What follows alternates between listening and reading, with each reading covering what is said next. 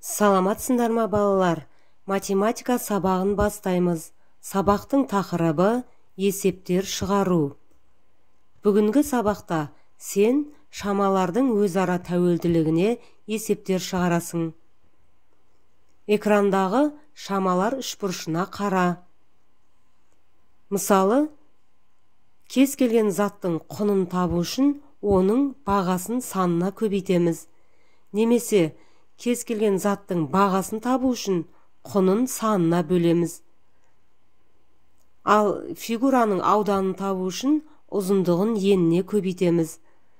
Ұзындығы немесе ені белгісіз болса, ауданын ұзындығына немесе еніне бөлеміз.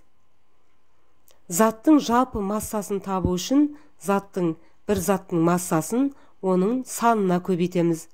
Олай болса, осы шамаларға сәйкес есеп құрастырып көрейік. Аулаға ұзындығы 9 метр және ені 7 метр балалар алаңы салынды. Балалар алаңының ауданы қандай? Олай болса, есептің шартын құрастырып көрейік. Ауланың, яғни алаңның ұзындығы 9 метр, ені 7 метр. Ауданы белгісіз. Ауданды табу үшін біз ұзындығын еніне көбейтеміз. Олай болса, 9 метр мен 7 метрді көбейтеміз. 9 метр мен 7 метрдің көбейтіндісі 63 метр квадрат. Демек, балалар алаңының ауданы 63 метр квадратқа тең. Есептің ән нұсқасына назар аударамыз. Ауладағы бір орындықты бояуға 320 грамм бояу жұмсалды. Осындай 3 орындықты бояу үшін неше грамм бояу қажет? Есептің шартын құрастырамыз. Бір орындыққа 320 грамм бояу. 3 орындыққа неше грамм бояу кетеді? 320-ны 3-ке көбейтеміз. 960. Жауабы 3 орындыққа 960 грамм бояу қажет. Келесі үшінші тапсырмаға назар аударамыз. Ауладағы теннис ойнайтын үстелдің ауданы 192 метр квадрат. Егер ені 8 метр болса, онда үстелдің ұзындығы қанша болады? Бізге теннис үстелінің ауданы белгілі. Ол 192 метр квадратқа тең. Ені де белгілі. Ені 8 метрге тең.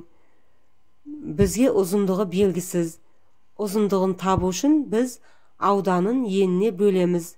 Яғни 192 метр квадратты 8 метрге бөлеміз. Нәтижесі 24 метрге тең. Жауабы үстелдің ұзындығы 24 метр. Экрандағы суретке қара. Ауладағы құм салынған қоршаудың периметрін есепте. Қолайсыз ауа райында бетін жабатын материалды дайындау үшін оның ауданын тап. Яғни, мұнда бізде қоршаудың ұзындығы белгілі 15 дециметр.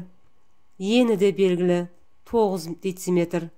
Олай болса, біз қоршаудың периметр мен ауданын табуымыз қажет.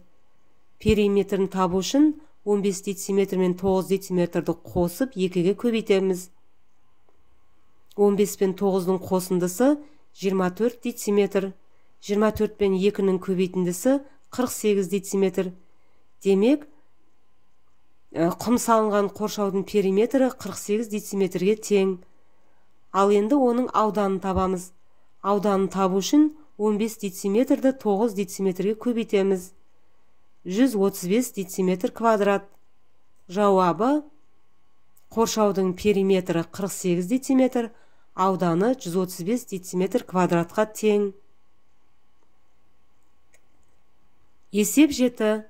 Бірінші альбомда 26 фотосурет, ал екінші альбомда 32 фотосурет бар. Зере екінші альбомнан біріншісіне бірнеше фотосуретті ауыстырды. Содан кейін альбомдағы фотосуреттердің саны тең болды. Зере неше фотосуретті ауыстырды? Біз 32-ден 3-ті азайтамыз, 29. Яғни екінші альбомда 29 фотосурет қалды. Ал 3 суретті біз бірінші альбомға қостық, яғни 26-ға 3-ті қосамыз. Ол альбомда да 29 болды. Яғни екі альбомдағы фотосуреттердің саны тең болды. Екеуі де 29-ға тең. Балалар, бүгінгі сабақ сендерге түсінікті деп ойлаймын. Сау болыңдар.